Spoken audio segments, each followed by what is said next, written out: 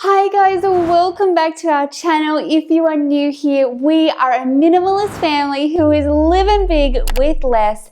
And today I'm going to be talking about something that's very near and dear to my heart, and that is how we survive during periods of sickness. So whether it's that you have a chronic illness like I do, or whether you're battling some mental health issues which can be just as debilitating, whether you're pregnant and are at that end where it's really hard to get things done when you're feeling not the best, or whether it's just a bout of sickness that's gone through your family, I hope that you find these tips really helpful to stay on top of things when you're unwell.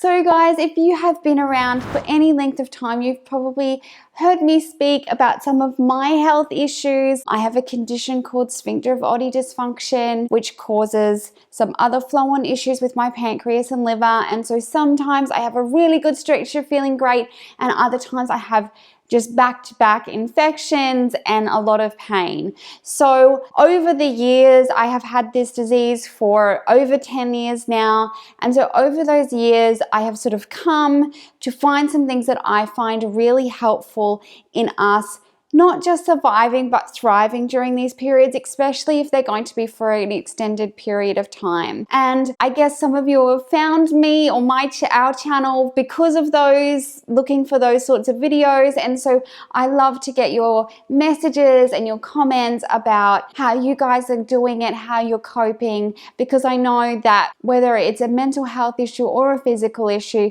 these things can be really tricky to find a way to work around while still taking care of yourself. So let me get straight into some of the things that we find really helpful. The first thing is, and I would say if you do nothing else, this would be my top tip, and that is write a list, a very simple list of what your bare minimum things to get done, sort of cleaning and functionality wise each day. So for us, it's very simple. It looks like one load of laundry. We have kids in school uniforms, so for us, that's really important that we stay on top of everything.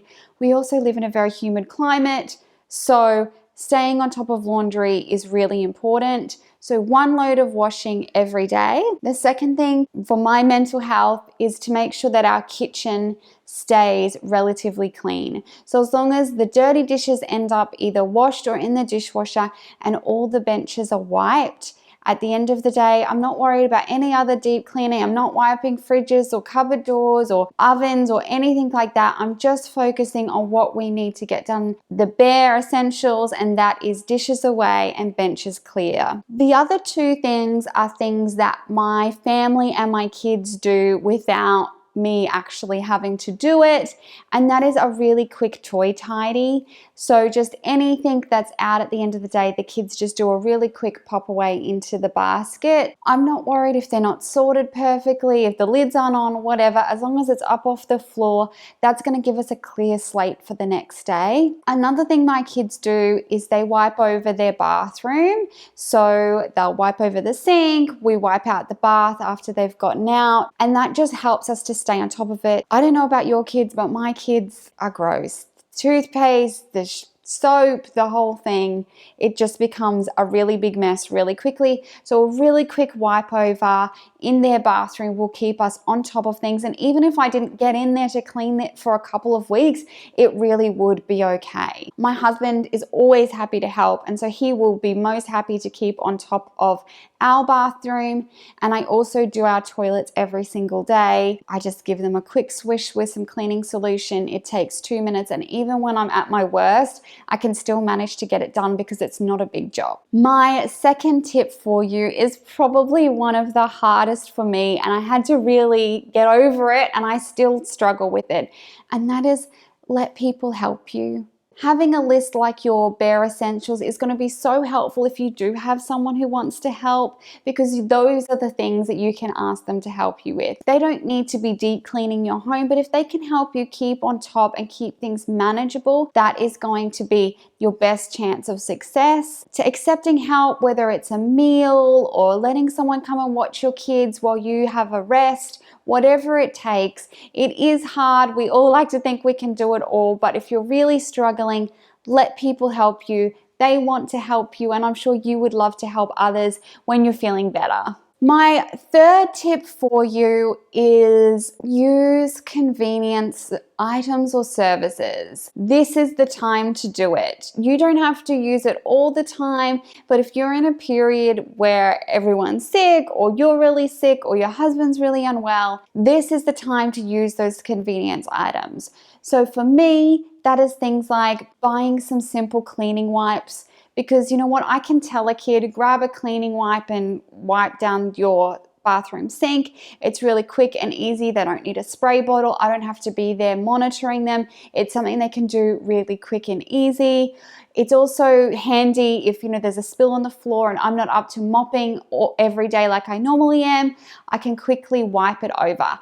And it's just quick and easy and convenient. And this is the time, I know ideally you wouldn't want to use single-use items, but this is the time to use it. When you're unwell and you really need the help, these things make a huge difference. Other things that we use are like grocery pickups. Grocery shopping when you're unwell is like the worst thing ever. So being able to lie down in a comfortable chair or on your bed, do your click and collect grocery shopping. You can plan out easy, simple meals. They're gonna pack it all for you. Either you or someone else can pick it up, and it takes all of that stress and hassle out of getting groceries into your house. Other things like using your dryer. If you're really unwell, don't feel bad about using those convenience items. If you normally wash dishes and you've got a dishwasher, chuck them in the dishwasher for a few days.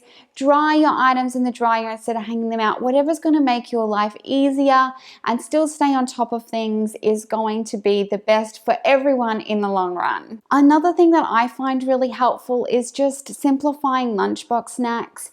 Usually I have like all sorts of, homemade trail mixes and muffins and pancakes and all that sort of thing ready for this kids' lunches. But if you're in a period where you're not well and you're not keeping up, even just doing the bare minimum, having some lunchbox snacks, there's a whole heap of stuff out there that is, on the healthier side. And if having some chopped up carrots or a muesli bar in the cupboard is going to make your mornings run smoother and get kids fed to school with a full lunchbox, that's the best thing for everybody. Okay, my fourth tip for you is, especially if you're suffering from a chronic illness that is not going to be resolved quickly, is minimalism. You guys, my whole channel is about it, so you've heard me say it till the cows come home, but owning less items, you're less overwhelmed, you're less stressed, and when those times come, when you're feeling really unwell, you will see the benefits of just owning less toys to clean up,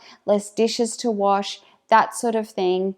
You've got empty cupboards. It's easier for people to help you because it's easier for you to find things, and the whole process of cleaning and cooking is so much easier when you own less items. So during the periods where you are feeling good, that's a great time to start minimizing and decluttering, particularly those high functioning areas, so that when you're unwell, if someone's coming to help, if your husband or wife is taking over those duties, everything is going to be much more simple because you've got simple items everywhere, you've got space to breathe, and it's way quicker to clean up. My fifth tip for you, and it runs a little bit after decluttering, is make lists and prep when you feel good.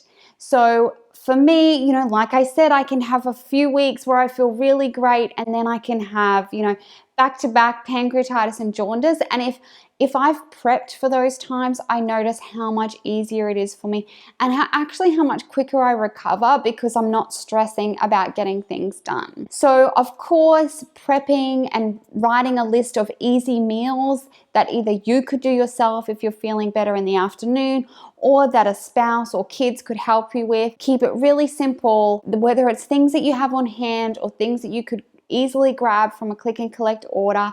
Having that list there takes out the mental fatigue that you're probably already feeling when you're unwell. Of course, you know, if you have to buy convenience food, look, it's a short period of time. Do whatever you have to do to get you through this season.